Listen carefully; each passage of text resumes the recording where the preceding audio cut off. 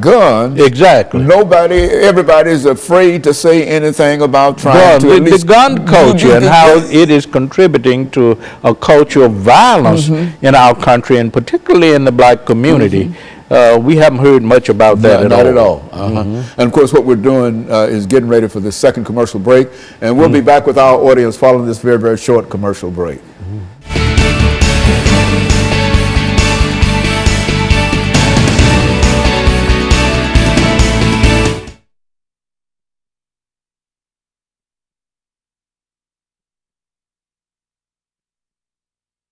People back to work. About personal attacks, you know. And my God, hate. That's what it is. That's hate. Hate. Nothing but hate. That's all it is, man. I mean, and hopefully, I hope it doesn't discourage, and I'd like to deal with that in the last segment. Okay. To what extent this might discourage turnout? I think it's going to promote turnout myself. You do? Oh, yes. Oh, yes. I think that we're going to have the greatest, black folks going to get out and vote. I think, and I think all the people who have felt disenfranchised going to get out and vote. Get out and vote. Lord, and that benefits the Democratic Party. Yeah, that will benefit the Democratic Party. I just don't see any place where folks are going to stay at home. I mean, this thing has gotten too hot. Oh, yeah, for folks. So you got to say something one way or the other. You know, that's what I told my son. I said, and my grandson, I said, now, y'all, you tell your folks y'all got to get out and vote. I don't care who you vote for. But one other thing we need to deal with, I think, is to the extent to which the third party, the Libertarian Party, with Johnson, the extent to which he's ciphering off some black votes. That's right. That's right. Yeah. But I think Miss Clinton's going to win this thing. I'm sure. That's what all of the folks that I hear on television, MSNBC, CNN, Wall Street Journal, Huffington Post, they all show a victory. And I'm just praying that.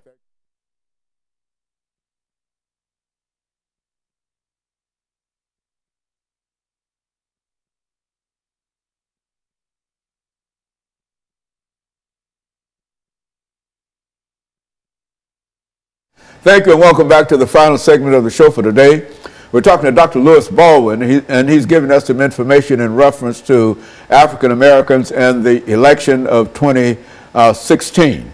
And of course, Dr. Baldwin, let's during this last segment, let's take the opportunity to deal with some issues that you believe to be important in this election, so that we can sort of end this particular segment, given some directions in terms of what people can do and what we ought to do. I think this election is important, first of all, because we need to assure the preservation of the Obama legacy. Obama has been very intentional about addressing health care issues, about addressing employment issues in the black community, criminal justice issue, the issues that pertain to law enforcement and its relationship to the black community.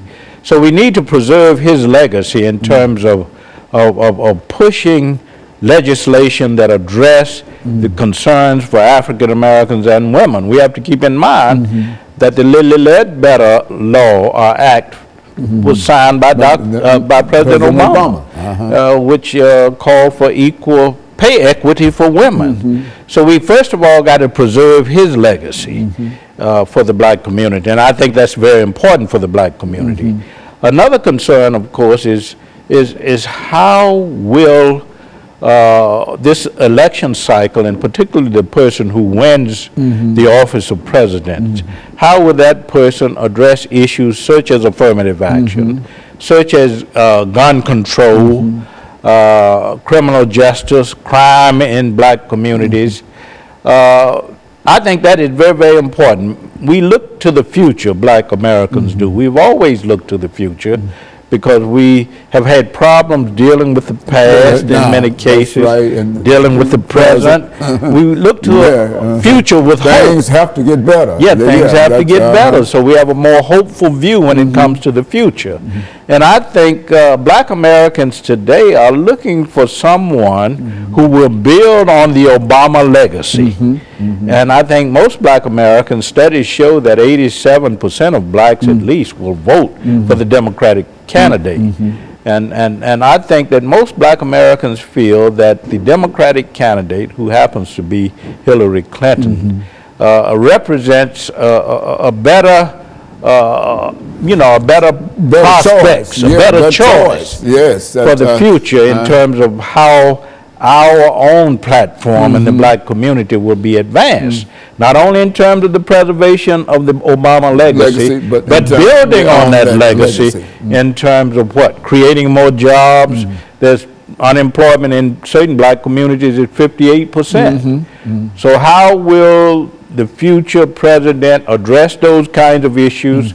How will the future president address the gun issue? Hillary Clinton has talked about gun control. Donald Trump has talked about the Second Amendment rights and how to extend those rights. So I think, we have to look at that because that's very, very important, because crime, particularly black on black crime, has reached epidemic proportions in places like Chicago and New Orleans and Philadelphia. So we have to be very concerned about the candidate who wins and how that candidate will promote our agenda as it relates not only to education and jobs and the Supreme Court and the Supreme Court, very important, very important, pay equity, voting rights, affirmative action. I think these are the concerns that black people bring to the ballot as they vote for our president on November 8th. And I think over the last 5 minutes, Dr. Baldwin, I think that this is an opportunity for black folks and other folks who feel that they've been discriminated against. Disenfranchised. That's right. It's an opportunity for them to move forward. Exactly. And the best way to move forward is to have a good agenda. Exactly. And I think that the Democrats do at least have somewhat of an agenda. I mean, at least it might be on the web page somewhere, but at least it's out there somewhere, and it's not a bunch of well, anyway, I mean, I think it characterizes itself when you talk about the opposite of that. We have to keep in mind now that since the mid-60s, when Martin Luther King Jr. was imprisoned at Reedville, it was actually 1961-62, blacks have shifted more toward the Democratic Party. And they've shifted more toward the Democratic Party because they perceive the Democratic Party as being more in line with the kinds of concerns that they have, particularly as they relate to civil rights, affirmative action, the right to vote, etc. So I think most black Americans will, in this election cycle, support the Democratic ticket to the tune of at least 87%. If you look at President Obama in 2008, he got 93% of the black vote. In 2012, he got 95%. I don't think that the Democratic candidate would reach that. But I think the Democratic candidate will at least receive 85 to 87% of the black vote. Yeah, and I think that that's a very, very important statistic because it indicates that we can be very, very optimistic in terms. And I do believe, I know people have been somewhat pessimistic in reference to the participation of Africans in this particular election, but I feel a shutout coming up. And sometimes I wake up at night in cold sweat, thinking that perhaps I might have to start looking for a Canadian route somewhere. Exactly. No, but seriously, I think that it is a real problem in terms of how we perceive ourselves and the threats. Yes, but so much is happening in terms of trying to discourage turnout. We see that I think on both sides to some extent, and particularly on the Republican side. This whole idea that the election will be rigged. Yes. And I personally don't subscribe to that thinking. I don't think many people. Yeah, I think we have in the United States, in this country, one of the most sophisticated systems of voting, electoral politics, and I think that there's a lot of integrity there. So I don't subscribe to the arguments of those who think that the election will be rigged. But I do think that people of all races, of all ethnic backgrounds, nationalities, religious backgrounds will go to the polls and will vote their conscience. So I expect a lot of integrity as it relates to the electoral process. I don't expect anybody's going to be trying to cast 2 votes. Exactly. I often say that it's hard to get many of us to cast 1 vote. Exactly. I doubt very seriously you're going to get anybody to cast 2 votes. 2 votes. Go down there twice. Yes, I think that's it. So I think it would be an election characterized by integrity, and I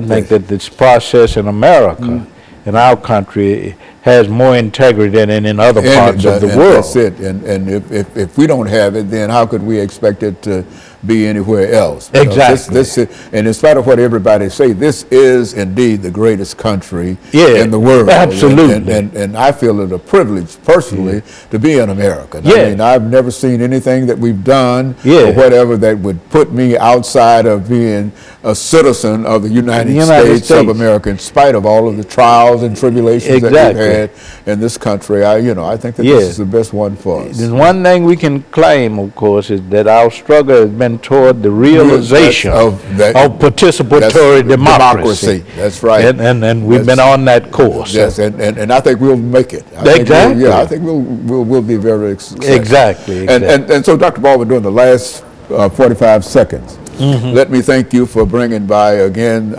some excellent information, some encouraging statements in terms of where we are and some of the possibilities. While we stand on the very, very edge of this third debate, I do believe that this will be decisive in terms of helping us move toward the polls. And I look forward to that, and I know that I've talked to everybody in reference to it, and so a lot of folks are going to vote. I'm convinced of that. That's the important thing. We have to have the turnout. That's the turnout, regardless of who we have to make sure that the realization of our vision for the future. Okay, and let me thank you, and let me encourage our audience to tune in again next week for another informative edition of Comments. Thank you, and good morning.